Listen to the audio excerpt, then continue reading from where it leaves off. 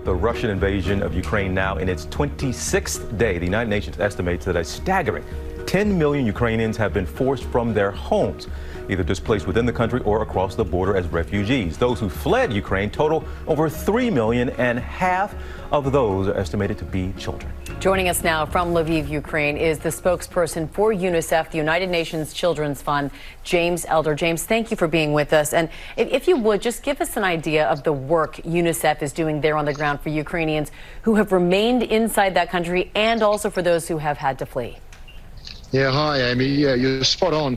Look, most of it is around emergency life-saving medical support, so it's about getting that medical supplies, be it respirators, be it, midwifery kits. Amy, mums are having babies in bunkers, and it's getting that to those cities that are really under siege.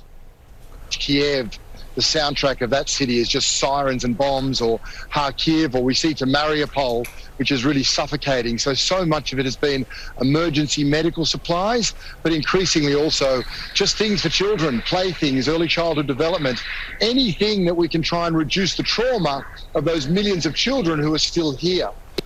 Can you tell us, James, you mentioned that really priority number one is to keep kids alive. And so you need medical supplies, you need all those things. What's the difficulty and how challenging is it to actually get the supplies there, given everything that's going on in country? It's super hard, TJ.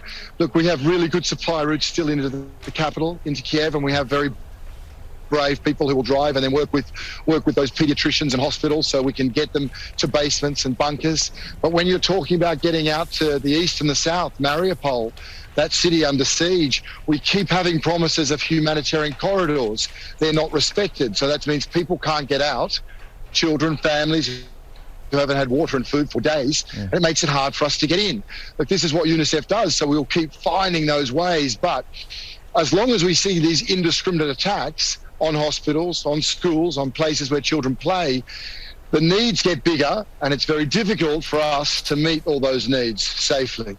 James, you are obviously there in Lviv. You're on the ground. You are seeing things up close and personal. Can you talk a little bit about what you've seen, what you've heard, what you've felt over these past few weeks?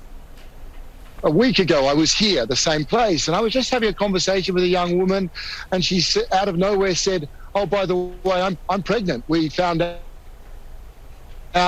2 days before the war started." And I said, "Wow, have you got any message?" And she said, "Yeah, my husband and I, we just desperately want our child to get to know us. We want our child to know a father, know a mother." These are the wishes that everyday people are having because their lives have been turned upside down, Amy. So those stories, or whether it's just mums embracing kids because they've seen too much, or husbands farewelling wives, it's a lot of sorrow, it's a lot of courage. But at the same time, James, unfortunately, there are people who try to take advantage of a tragedy. And when we see kind of these mass shifts in populations and people on the move, human trafficking becomes an issue. This is always the threat with something like this. First, are you seeing any evidence that traffickers are preying on people who have had to become refugees now? Yeah, it's a good question, TJ. It's so dark, isn't it? The UN Secretary General said, that for traffickers, a war is not a tragedy, it's an opportunity. And that's what we see. And you said at the start of your show, 1.5 million plus children, the fastest exodus we've seen of children as refugees, since World War II. So I've certainly seen, fathers have to hand children across to border guards through borders, and we know of many unaccompanied children. And so unfortunately, trafficking will be happening, and that's just so dark. Now, UNICEF, we work with governments. We explain to governments the sort of things that they need to put in practice. We put messaging out through telecommunications companies or through Facebook. All these things make a difference. But you are right to talk about the most vulnerable people right now, trusting, and 99% of people who are helping. But there is that 1% taking advantage. And I think it's probably, along with education, for those people who've had to flee their country, it's our greatest fear right now.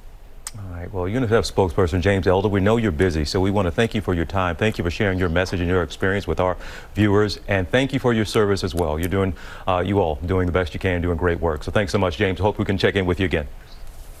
Thanks so much, TJ, Amy. Thank you. Well, hey, Hey there, GMA fans. Robin Roberts here. Thanks for checking out our YouTube channel. Lots of great stuff here. So go on, click the subscribe button right over here to get more of awesome videos and content from GMA every day, anytime. We thank you for watching, and we'll see you in the morning on GMA.